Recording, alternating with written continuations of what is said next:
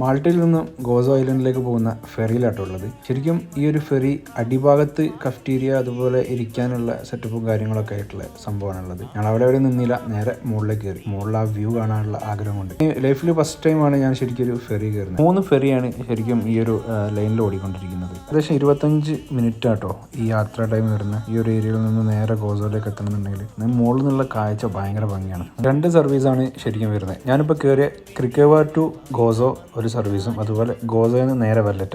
ഏകദേശം 45 മിനിറ്റ്സ് ആട്ടോ വെല്ലറ്റയ്ക്ക് എടുക്കുന്നത്. അതാകുമ്പോൾ ഒരുപാട് കറങ്ങാനുണ്ട്. ശരിക്കും അവരിതാ നങ്കൂരം ഇടുക നമുക്ക് പറയില്ല, അതുപോലെ കെട്ടി വെച്ചൊക്കെ തിരിച്ചെടുത്ത് ഇത് ഉള്ളിലേക്ക് അവർ വലിച്ച് കയറ്റി ഇപ്പോൾ ഇവിടുന്ന് സ്റ്റാർട്ട് ചെയ്യും. ഇവിടുന്ന് സ്റ്റാർട്ട് ചെയ്തിട്ട് ഏകദേശം ഒരു 20-25 മിനിറ്റിൻ്റെ ഉള്ളിൽ നമ്മളെത്തും. ഇതിനിടയിലായിട്ടൊരു കുഞ്ഞു ദ്വീപ് കൂടി ഉണ്ട്, കൊമിനോ എന്ന് പറഞ്ഞിട്ടുള്ള ഒരു കുഞ്ഞു ദ്വീപ്.